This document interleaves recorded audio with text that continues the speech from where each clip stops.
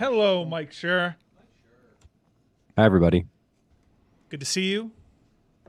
You as well. We talked a lot of Immaculate Grid today. Oh, It's the best, isn't it? so good. I Such a can't good game. I can't wait for tomorrow. I was lamenting how lucky you have it that it comes out at 9 o'clock local time for you. Yeah, well, I get your results every night at like 10:30. That reminds me that the new one is up. By the way, like all games, though, give us the archives, man. Give me an option. Give me a $1.99 a month option to unlock the archives. The hell? Why don't they want these games? Don't want people playing them in like throughout their past. They like, I guess there's some scarcity thing, right? It's like it tantalizes you by only having one a day. You know what I've taken to, Mike? I've started making my own Immaculate Grids. Oh my god! Yeah, across sports, not just baseball. It started with baseball, but now I'm also into like wrestling Immaculate Grids. Like it's an ECW logo and the U.S. title. Like it's I can't get enough of the Immaculate Grid. Mike, I think you look terrific today. Okay, David, thank you for coming in awkwardly, as you always do, with a schmarmy compliment. I don't know that Mike Schur likes you or even knew that you were here, but let's get to this with Mike Schur in a second, because he's got a lot of problems with you, and we'll get to whatever your beef is that we're supposed to settle here as Meadowlark friends and teammates. Mike Schur hasn't been around here in a while, though, and I don't want to get immediately to Immaculate Grid. I do want to get to Marcus Smart.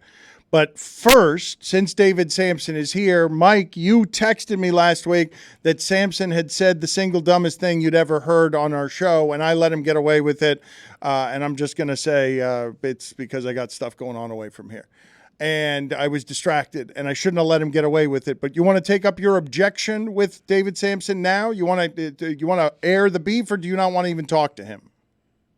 No, it's up to you. I'm happy to air the beef, but the beef was written into my Miami observations piece as part of you have Miami observations. I have Miami observations today if you want them. Yes. If you don't want them, that's no, fine, I do want them, of course. I'm sorry. I did not know this. I'm very pleased that you're coming back.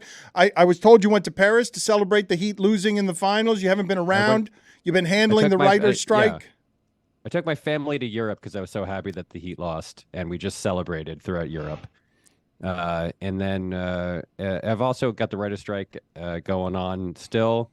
I also have a sinus infection. It's possible I'm going to rack up a lot of fines today. I'm drinking throat coat tea. But there's a lot going on in my life, Dan. But unlike you, I don't use that as an excuse to avoid confrontation. So I wrote a Miami observations piece just about things I've observed about the city of Miami, South Florida. And part of that piece does involve David Samson, so I'm happy to give you the whole thing if you want. Yes, let's do that now. Too. Yes. Oh, my God. So we've missed you. This is going to be a very long segment, but let's do all of it. Let's go. It is time for Mike Schur to share his game notes.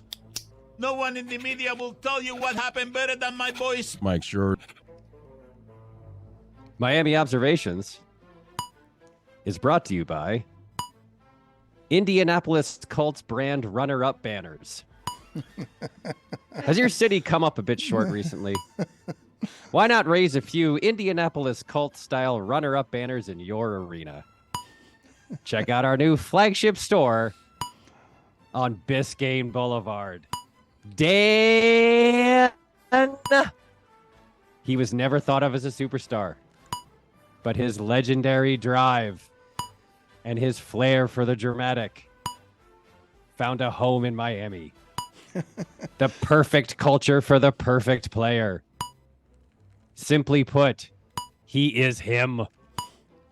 And Dan, make no mistake about it.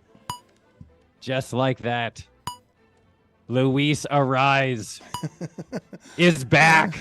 Yes. The fish. Yes. Been gone a few weeks, guys. What did I miss? Let's see. Mike Ryan hated Tenet. Livy rizzed up Baby Gronk. That was fun. Oh, Tony, a true hooper, talked about legendary basketball player Anne Freeney Hardaway. Oh, wait. I know what I missed. Miami lost everything. Top 5 things South Florida has lost recently. OLI number 1, the men's Final Four. OLI number 2, the women's Final Four. OLI number 3, the men's Final Four again with FAU. OLI number 4, most of its eroding shoreline. Oh, come on. Number 5, 7 of their last NBA playoff games. Number 4, every big NBA star who's demanded a trade in the last 10 years. Number 3, the Stanley Cup Finals. Number 2, the NBA Finals. It's an amazing list. It really is. And the number 1 thing South Florida has lost recently, hope. Hey, Dan, you know what the R in Florida stands for? I don't. It stands for runner-up. Yeah. Mike Ryan listens to Boston Sports Talk Radio after every Celtics loss. I listen to you guys. And man, is it great. The refs screwed us. Kyle Lowry sucks. We have to trade Bam. Maybe we'll get Damian Lillard. Josh Hart hurt Jimmy's ankle. You know what the Y in Mike Ryan stands for, Dan? Whiner. It stands for You're No Better Than WEEI. Jimmy Butler. Bubble fraud. Do it in the finals. Max Strus. The Celtics were right to release you. Oh. Do it in the finals. Gabe Vincent. Making $25 million a year to average 7 points a game for the New York Knicks. Collision course. Also, do it in the finals. Bam Adebayo. Do it literally ever. Duncan Robinson. Oh, you can drive to the bucket now? Oh, that's great, man. They pay you $18 million a year. Congrats on your 4 layups. Do it in the finals. Udonis Haslem. You're a great warrior and a true leader. Please don't hurt me. Pat Riley. Do it in the finals. Eric Spoelstra. Do it in the finals. You know what the L in Spoelstra stands for, Dan? L. It stands for LeBron is the only reason I have a ring. Oh. Bradley Beal chose the Phoenix Suns over you guys. That is so embarrassing.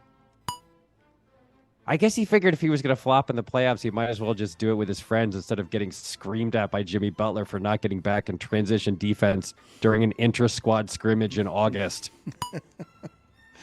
Here come the Orioles. Hey, Dan. In the words of a wise man that you admire greatly, Mr. Colin Cowherd, culture has a ceiling. Oh, no. And apparently that ceiling is Nikola Jokic's armpit. Hey, guys, I put Jason Tatum's rings in a box. And I put Jimmy Butler's rings in the same box. And the box is empty. Okay, brief interjection here. David Samson came on the show last week for his weekly celebration of the ownership class. It was a command performance. Just absolute chef's kiss pro-billionaire Baghdad Bob propaganda. Among my favorite comments were these. Mickey Arison doesn't owe his fans anything. Mickey Arison loses money every year on the Heat. Mickey Arison will never realize any profits on the Heat because instead of selling them, he is going to give the team to his son. David, Mickey Arison bought the Heat for $32 million. They are easily worth $4 billion. It doesn't matter whether he sells the team or gives it to his child. He has made $3.97 billion and that amount goes up every year. Also, Mickey Arison inherited Carnival Cruise Lines from his dad. He is the ultimate Nepo baby. And Carnival Cruise Lines is incorporated in Panama and pays no federal income tax, which, according to one article I read on CNBC.com, saves Mickey Arison's company $600 million a year. Mickey Arison doesn't lose money on anything. While David Samson was talking, I swear I could hear Dominique Foxworth audibly grinding his teeth, even though he was not in the studio. But David, seriously, thank you for defending those who can't defend themselves. The world's wealthiest people who inherit businesses from their dads and pass them on to their sons through complicated trusts in order to avoid taxes. A truly heroic defense of these poor, poor people. Keep an eye on the Rangers. Matthew Tkachuk. Sorry, I pronounced it wrong. It's pronounced Kachoked. Oh, no. No. I know he broke his sternum and he too cracked his far. head open. No, I'm sorry. no. I'm talking about the first couple games where he choked before You're a decent human being. He broke his sternum in the first couple of games. His sternum you is can't- I'm broken. talking about before he broke his sternum and cracked his head open You've when he crossed just the got into a lot of line. fights. They say the hottest goalie in the playoffs is the one who hoists the cup. Sergei Bobrovsky was the hottest goalie in the playoffs until he wasn't. Yeah. I would make one humble suggestion. I would say to Sergei Bobrovsky, do you know what it is, Dan? I do not. I'd suggest that he do it in the finals. Do you guys know why the Panthers lost the cup? Seriously, do you know why they lost the cup? I do not. Injuries? They completely fell apart on the forecheck. Their forecheck was a disaster. I told you guys that he were going to make a run in January, and you didn't believe me. That's true. I told you about Ellie De La Cruz months ago, and you ignored me and blew me off. That's correct. I spent a full day of my vacation writing this Miami observations piece, even though I'm an unpaid intern. And there's a writer's strike. And there was a writer's strike. That's correct. I was gonna end this by saying, "What the hell is wrong with Miami?" But really, the question is, what the hell is wrong with me? Yes, that's right. And speaking of hell, Art Briles, Dan, those are the Miami observations. David, do you have anything that you want to say here to Mike Schur? Bravo. Excellent effort, Well Mike Schur. said. Did you write that from the Bristol in Paris? No, I wrote it on the plane. What difference does that make? It's just funny the way you talk about how people are, and I just think you're off base, and you accuse me of stuff, and you're friends with people on the show. We've never met, and all I want to do is talk about things that are real, and you just won't even allow that conversation, and I don't get that. Well, get my number from any one of the 26 people in the shipping container there. They all have my number. I would Oh my love God! to. He got his he number closed him. It took He's me. no. Book it. He said he was gonna number close you. 20 seconds to spare. How did he number close you? I was protecting you from him texting you. I didn't think you wanted to hear from him. Oh, it's just that all of the people who have my number are instructed not to give it to him. So I'm saying go ahead and get my number from them. But then when he asks them for my number, they're all going to say no. Okay. We'll see. What difference does it make where I wrote that, David? Seriously, what are you getting at? What argumentum ad hominem are you trying to levy against me? I think it was like you're also part of the owner class. I'm not really sure No, what it was. it's that Yeah. you try to get people behind you, Mike, and the Mickey Arison situation, my point with him is he's been hugely successful for the fans. And what I took exception to is Dan saying that he was owed more by Mickey Arison when he's delivered rings, whether it was with LeBron or not, or whether Spoelstra won it only with But you LeBron. claimed you'd claimed he loses money every year. He on the actually Heat. does. That's a patently absurd thing to say. But he just does. Ask No, but Mickey you're Arison, ask anyone in the organization. Defining, this is the problem. This is the exact problem. This is the exact problem that the Writers Guild has, for example, with the people who run the studios. Is what they say is like, guys, we're just not making any money. And what they mean is in this very narrowly defined way, using highly paid accountants who manipulate numbers, they can show, oh, last year our streaming service actually lost $1.6 million. That's only because they've calculated ways to write off every possible expense and every single potential depreciation of every potential asset they have in the universe against the profits that they make this year. Meanwhile, when they release their statements to public in their publicly announced earnings announcements, they make $30 billion a year in pure profit. So they claim when they talk to their employees that they're losing money. And then when they talk to their shareholders, they actually made $30 billion. And you're doing the same thing, technically speaking, in this narrowly defined way, using highly priced accountants and complicated mathematics. You could say, oh, the Heat lost money last year. That doesn't mean that the Heat is a depreciated asset. In fact, the Heat appreciates measurably every single year, relentlessly, year after year, with zero risk to Mickey Arison or any other NBA owner. Depreciating assets, he loses Mike. money. He loses money on the Heat every year is a patently insane and absurd defense of the ownership class, and it's ridiculous. It's the same arguments that every ownership class uses to discuss its flagging profits with every labor force. But you're so busy criticizing him, and what I was saying is that he has had success on the court that most owners have not had. Absolutely. It is also absurd to say that he doesn't owe his fans anything. He does. If you don't want to owe your fans anything, don't own a major league franchise of any kind. And it's also absurd to say that he loses money on his team. He has made $4 billion on this team. He has absolutely profited. And then when Chris Cody pointed that out, you tried to say, well, he's not going to see any of that money because he's going to give it to his son. Do you understand how insane a thing that is to say? Okay, fine. Yes, technically, when you live in a house that appreciates, you don't get the money to pay the electric bill. Just because the house is appreciated, snap his you need fingers cash. and sell the team and make $4 billion. But that's not the right math. It's just not. Why? Why? Because you're not counting what his debt is in the team. You're not counting what the taxes he'll pay on the game. He bought the team for $32 million. But Mike, that's not the amount he has invested in the team. I'm just telling you. And we can argue. It's also not the amount of profits. It's also not the amount he makes on the team. He has not taken a distribution. It's not that I'm defending Mickey Arison. I don't love the guy. I couldn't stand him when I was down here because all he did was win. But he doesn't take distributions from the Heat. You saying he doesn't use the Heat as in any way to expense his lifestyle?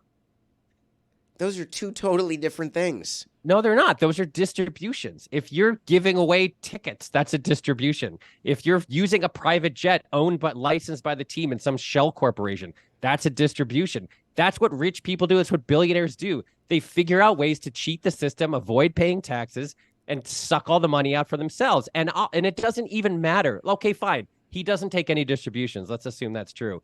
If you can snap your fingers and make $4 billion on an asset, you have an appreciated asset. And he could do that at any moment that he wants. But he doesn't want to do it. And that's his decision. So what? So what? That you can't claim that he hasn't made money on the Heat if he just doesn't want to cash out that money. He's made But he hasn't made it $4 yet. When you have a stock that you own that appreciates, if you do not cash it in or sell it, you haven't made money. You've made money on paper. This is exactly the kind of nonsense technical. That's not technical. That's actual cash in your hand. Yeah, but if all he has to do is decide to sell it and he has that money tomorrow. So what difference does it make? You can't say that he hasn't made the money. Yes, he has. We know he's made the money because of what the Suns sold for, because of what the Clippers sold for, because of what the Knicks would sell for, what the Lakers would sell for. That money is rock solid. It is never going away. They have TV contracts stretching out years and years and years. They have league agreements. They have labor peace. There is no chance that he can lose the money that he has made on the Miami Heat. Zero. I'm curious. The Marlins made money, for God's sake. I'm curious what it's going to take for you to admit that you were wrong about Matthew Tkachuk, because he broke his sternum in Game 3. And you called him a choker. Like it's unbelievable. He called him Kachuk. Unbelievable. He sent them to the Stanley Cup Finals with 2 seconds left. He had 3 game winners in a 4-game sweep. You can't hit him with that. He broke his sternum. You in the finals. We'll get your stat of the day tomorrow. Thank you, Mike. He had a game-time goal in the finals.